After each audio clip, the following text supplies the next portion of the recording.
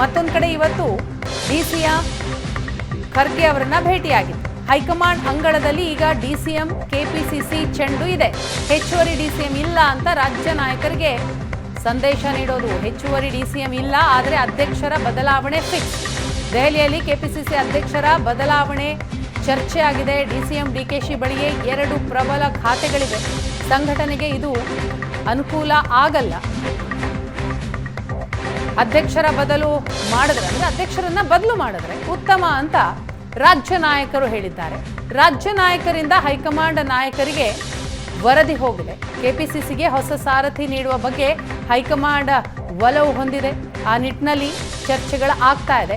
ಪಂಚಾಯತ್ ಚುನಾವಣೆಯವರೆಗೂ ಅಧ್ಯಕ್ಷನಾಗಿ ಇರುವೆ. ಹೈಕಮಾಂಡ್ ಮುಂದೆ ತಮ್ಮ ಅಭಿಪ್ರಾಯವನ್ನ ಹೇಳಿದ್ದಾರೆ ಡಿಕೆ ಶಿವಕುಮಾರ್. ಪಂಚಾಯತ್ ಚುನಾವಣೆ ಇದೆ, ಆ ಚುನಾವಣೆ ಮುಗಿಲಿ, ಅದಾದ ನಂತರ ಕೆಪಿಸಿಸಿ ಅಧ್ಯಕ್ಷ ಸ್ಥಾನವನ್ನು ಕೂಡ ಬಿಟ್ಕೊಡ್ತೀನಿ ಅಂತ ಅಭಿಪ್ರಾಯವನ್ನ ಹೇಳಿದ್ದಾರಂತೆ.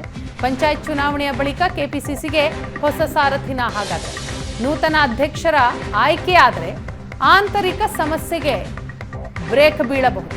ದೆಹಲಿ ಭೇಟಿಯ ವೇಳೆ ಅಭಿಪ್ರಾಯವನ್ನ ಹೇಳಿದ್ದಾರೆ ರಾಜ್ಯ ನಾಯಕರು. ರಾಜ್ಯದಿಂದ ಯಾವೆಲ್ಲ ನಾಯಕರು ದೆಹಲಿಗೆ ಹೋಗಿದ್ದಾರೋ ಹೈಕಮಾಂಡ್ ಬಳಿ ತಮ್ಮ ಅಭಿಪ್ರಾಯವನ್ನ ತಿಳಿಸಿದ್ದಾರೆ. ರಾಜ್ಯ ನಾಯಕರ ಮಾತಿಗೆ ಬಹುತೇಕ ಮನ್ನಣೆ ಸಿಗುವ ಸಾಧ್ಯತೆ ಇದೆ ಅಂತ ಹೇಳಲಾಗ್ತಾ ಇದೆ. ಈಗ ಡಿಸಿಎಂ ಹಾಗೂ ಕೆಪಿಸಿಸಿ ಹುದ್ದೆ ಬದಲಾವಣೆಯ ಚೆಂಡು ಏನಿದೆ ಅದು ಹೈಕಮಾಂಡ್ ಅಂಗಳದಲ್ಲಿದೆ. ಹೈಕಮಾಂಡ್ ಯಾವ ನಿರ್ಧಾರಕ್ಕೆ ಬರುತ್ತೆ ಅನ್ನುವಂಥದ್ದು ಬಹಳ ಕುತೂಹಲ.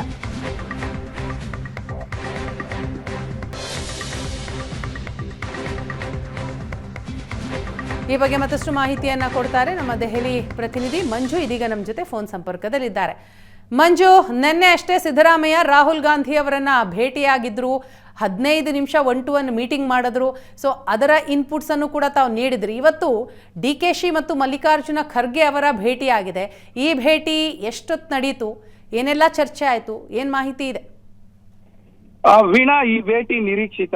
ಕಾರಣ ಇಷ್ಟೇ, ಸಿದ್ದರಾಮಯ್ಯ ಅವರು 1-to-1 ಯಾರನ್ನ ಭೇಟಿ ಆಗ್ತಾರೋ ಡಿ ಕೆ ಶಿವಕುಮಾರ್ ಅವರು ಕೂಡ 1-to-1 ಭೇಟಿ ಆಗೇ ಆಗ್ತಾರೆ ಡೆಲ್ಲಿಗೆ ಬಂದಾಗ ಅನ್ನುವಂಥದ್ದು.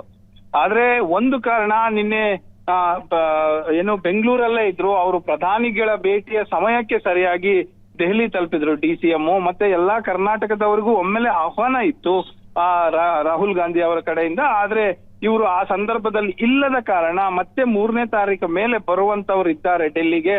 ಆ ಸಂದರ್ಭದಲ್ಲಿ ನಾವು ಭೇಟಿ ಆಗೋಣ ಅನ್ನುವಂತಹ ಮಾಹಿತಿ ಬಂದಿದೆ. ಆದ್ರೂ ಅವರ ಕಡೆಯಿಂದ ನಾವು ಇವತ್ತಿಗೆ ಅಪಾಯಿಂಟ್ಮೆಂಟೇ ಕೇಳಿರ್ಲಿಲ್ಲ ರಾಹುಲ್ ಗಾಂಧಿ ಅವರನ್ನ. 3ನೇ ತಾರೀಕು ಮೇಲೆ ಪುನಃ ಬರ್ತೇನೆ ಅನ್ನುವಂತ ರೀತಿಯಲ್ಲಿ ಅವರ ಉತ್ತರ ಇತ್ತು. ಆದ್ರೆ ಸಿದ್ದರಾಮಯ್ಯ ಅವರು ಎಐಸಿಸಿ ಅಧ್ಯಕ್ಷರಾದಂತ ಖರ್ಗೆ ಅವರನ್ನು ಕೂಡ ಭೇಟಿಯಾಗಿದ್ರು. ಅಲ್ಲಿ ಎಲ್ಲರ ಜೊತೆ ಮಾತುಕತೆ ಕೂಡ ನಡೆಸಿದ್ರು. ಆದ್ರೆ ಇವತ್ತು ರಾಹುಲ್ ಗಾಂಧಿ ಅವರನ್ನ ಭೇಟಿ ಆಗ್ಲಿಕ್ಕೆ ಆಗ್ಲಿಲ್ಲ. ಅದೇ ಹಿನ್ನೆಲೆಯಲ್ಲಿ ಖರ್ಗೆ ಅವರನ್ನ ಭೇಟಿ ಆಗಿದ್ದಾರೆ. 1-to-1 ಸುಮಾರು 30 ನಿಮಿಷಗಳ ಕಾಲ ಮಾತುಕತೆ ನಡೆಸಿ ಈ ಸಂದರ್ಭದಲ್ಲಿ ರಾಜ್ಯದ ವಿದ್ಯಮಾನಗಳು, ಅಂದ್ರೆ ಈಗ ನಡೀತಾ ಇರುವಂತಹ ಏನು ಡಿಸಿಎಂ ದಂಗಲ್ ಇರಬಹುದು ಅಥವಾ ಸಿಎಂ ಚೇಂಜು ಅನ್ನುವಂತ ಮಾತುಗಳಿರಬಹುದು, ಇವೆಲ್ಲದರ ಬಗ್ಗೆ ಕೂಡ ಕೂಲಂಕುಷವಾಗಿ ಇಬ್ಬರು ನಾಯಕರು ಚರ್ಚಿಸಿದ್ದಾರೆ ಎನ್ನಲಾಗ್ತಾ ಇದೆ. ಅವರ ಆಪ್ತ ಮೂಲಗಳನ್ನು ಅವೇ ಹೇಳ್ತಾ ಇರುವಂತದ್ದು.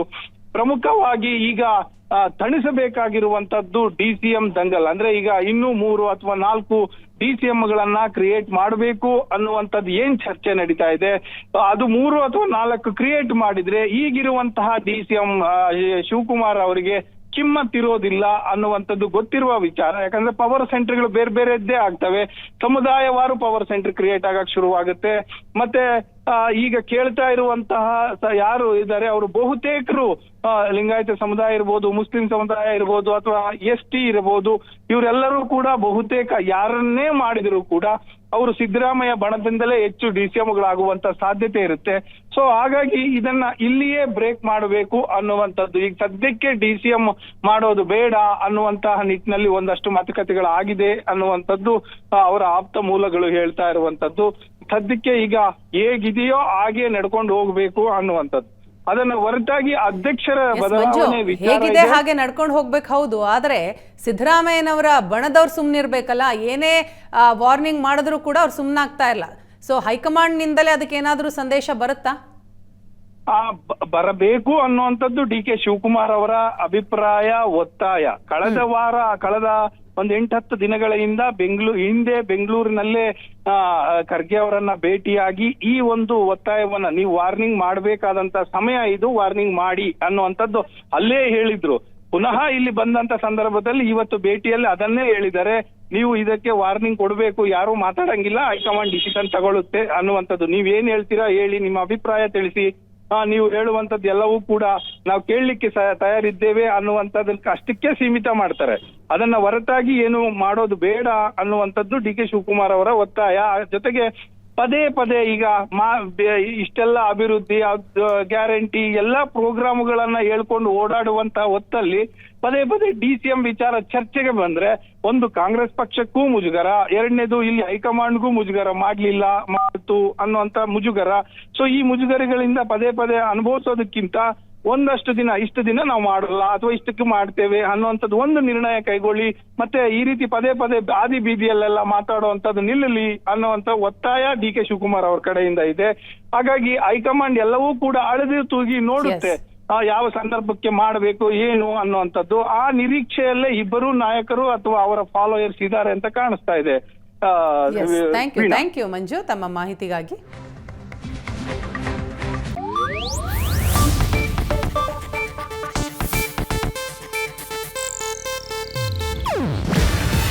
ಇದು ಏಷ್ಯಾನೆಟ್ ನ್ಯೂಸ್ ನೆಟ್ವರ್ಕ್ ಪ್ರಸ್ತುತಿ. ನೀವು ನೋಡ್ತಿದ್ದೀರಾ ಏಷ್ಯಾನೆಟ್ ಸುವರ್ಣ ನ್ಯೂಸ್.